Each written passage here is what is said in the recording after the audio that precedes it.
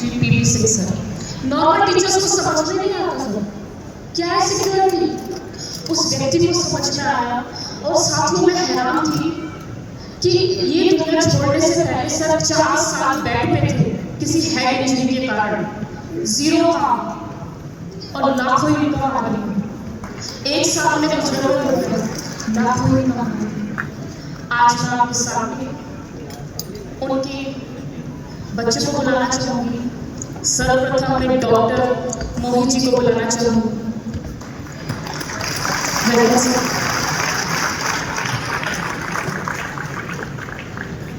Good afternoon, everyone. Jai RCM.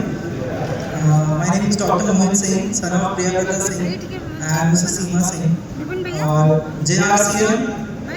और मैं पहले आपको आज अपने RCM के एक्सपीरियंस मैंने जो लाइफ में देखा है RCM से जुड़ा जो भी है वो आज शेयर करता हूँ आप लोगों से। ये बात है 2001 की, जब मेरे डैड प्रिंसिपल थे।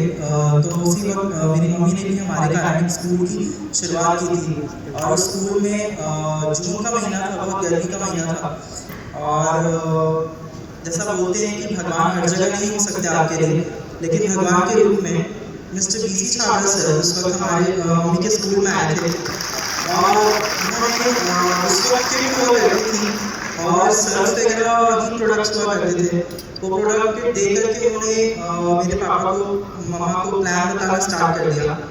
और वो प्लान धीरे धीरे वो लोग समझने लगे। लेकिन उसी बीच मेरी मम्मा ने उस किट में से कपड़ा निकाल करके मिस्टर बीसी छाबड़ा सर को टोक दिया कि कपड़ा उतना पसंद नहीं आ रहा है मुझे। पर बीसी छाबड़ा सर की वो लाइन है कि आज हम स्टेज पे खड़े हैं, उन्होंने उस वक्त ये बोला कि मैडम मैं आपको सोने की खदान दिखा रहा हूँ, आप कोयला खोज रही हैं। आज की डेट में ये मैंने सुनी बात, मुझे याद नहीं होता, पर मुझे इतना याद है कि सर जरूर स्कूल आए थे उस वक्त। और फिर डैड ने प्लान समझना स्टार्ट किया। लेकिन ऑलरेडी सर की इतनी बड़ी बात मम्मी के बाद मन में बैठ चुकी थी, हिट कर चुकी थी।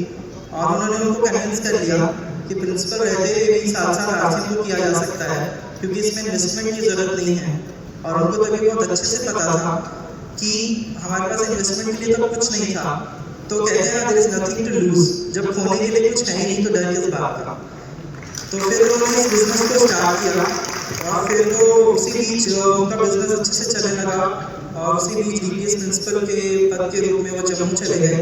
और उसी दौरान बिहार में बहुत अच्छा रिस्पॉन्स मिलने लगा। किट की सेल बहुत अच्छी होने लगी, बम्पर सेल होने लगी। और बिहार के लोगों ने, यूपी के लखनऊ के लोगों ने काफ़ी रिस्पॉन्स अच्छा दिया। और धीरे धीरे बिजनेस आगे बढ़ता चला गया।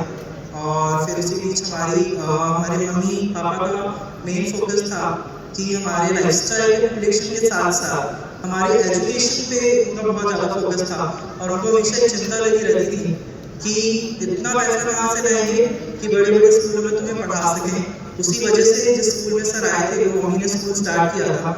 और फिर उन्होंने सोचा कि अब जब RCM से ठीक ठाक पैसा आने लगा, अच्छा खासा पैसा आने लगा, तो उन्होंने वो स्कूल के साथ साथ RCM को फुल टाइम किया। और DPS जब बिहार से अच्छा रिस्पॉन्स आने लगा तो कम्प्लीटली उन्होंने अपनी जॉब को छोड़ दिया। और जॉब को छोड़ने के बाद फुल टाइम RCM में आ गए। और 7-8 साल के अंदर ही उन्होंने UPP अचीव कर लिया था। और धीरे धीरे हमारी लाइफ चेंज होती चली गई और हमें पता ही नहीं चला कब हमारा टाइम आ गया कॉलेज जाने का। और लेकिन उसी बीच जब वो ये RCM बिजनेस फुल टाइम करने लगे थे तो ना दिन देखा, ना रात देखा, ना दिवाली देखी, ना होली देखी। तो उनकी वजह से ही हम, जब उन्होंने 7-8 साल लगातार मेहनत की और दिवाली में नहीं घर आते थे, तो हम लोग को लगता था नहीं आते पापा घर में नहीं मनाते हैं। लेकिन उसके 3-4 साल के अंदर दिवाली की तरह मनाने लगे, होली की तरह मनाने लगे।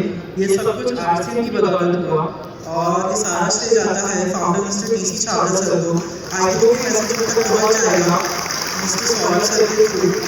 और all thanks to mister B C Chhabra sir जो उन्होंने इस बिज़नेस को दिया और उस वजह से ये सब हो पाया। और फिर बात आती है मेरे कॉलेज जाने की। फिर उस वक्त जब मैं अपने कॉलेज के लिए फॉर्म्स वगैरह फिल कर रहा था तब डैड की हेल्थ ठीक नहीं रहती थी। तब धीरे धीरे उनको इंजरी के कारण थोड़ा मूवमेंट डिसऑर्डर होने लगा। तो फिर हमें कहीं ना कहीं चिंता लगी रहती थी, मम्मा को चिंता लगी रहती थी कि आगे कैसे होगा। लेकिन आरसीएम का नेटवर्क ऐसा था, को-लीडर्स का सपोर्ट ऐसा था कि धीरे धीरे बिजनेस अच्छे ग्रोथ पैटर्न में चल रहा था और लगातार चेक आ रहा था। हम लोग किसी चीज़ की दिक्कत नहीं थी। आज मैं आपसे पूछता हूँ, कोई भी ऑक्यूपेशन आप करते हैं, प्रोफेशनल, बैंक, पोस्ट ऑफिस, कोई भी government, central government, state government job, कौन सा ऐसा ऑफिस है जहाँ आप 5 साल नहीं जाते हैं तो आपको सैलरी देता है? आप तो एक दिन नहीं जाओगे, अगले दिन आपको पूछ देगा आपका बॉस कि आप कल क्यों नहीं आए थे। लेकिन ये को-लीडर्स का ऐसा सपोर्ट था, हमने कभी पीछे मुड़ के नहीं पूछा कि सर क्यों नहीं आते हैं मीटिंग में। सर आजकल कोई भी प्लान समझने, कोई न्यूट्रीचार्ज प्रोग्राम की ट्रेनिंग में सब छोड़ दिया उन्होंने। लेकिन आरसीएम के सारे लोग जो लीडर्स जिसमें काम कर रहे थे, उनकी स्ट्रेंथ ऐसी थी, उनका सपोर्ट ऐसा था कि नेटवर्क चलता चला गया और एक ऐसे मुकाम पे पहुंच गया। और फिर उसी बीच अनफॉर्चुनेटली लास्ट ईयर पापा की सितंबर 2023 में डेथ हो गई और कंपनी ने खुद फ्रंट फुट पे आकर के बोला कि हम सारे डॉक्यूमेंट्स आप हमें मेल कीजिए, हम बहुत रेडी हैं इसको पेन ट्रांसफर करने के लिए। और उन्होंने खुद इस फॉर्मेलिटीज में जितना भी पेपर वर्क था, कंपनी के जितने भी सारे स्टूडेंट्स हैं, एम्प्लॉयज हैं, उन सब चीज़ में मेहनत लगी है। पिछले 6 महीने के अंदर उस मेहनत के साथ उन्होंने इस पेन को ट्रांसफर करा दिया, पेपर वर्क कराने के साथ साथ। और उसके लिए बहुत शुक्रगुजार हूँ कंपनी का और कंपनी की ऐसी पॉलिसी का कि आज मैं आप सबके सामने ये सब खड़े होकर स्टेज पे बोल पा रहा हूँ। नहीं तो शायद मैं लास्ट ईयर ही हम लोग इस कंपनी को एग्जिट कर जाते। लेकिन इस कंपनी की ऐसी पॉलिसी है कि ये next generation to generation transfer होती है। और आप लोगों से उम्मीद करता हूँ कि इसमें क्या होता है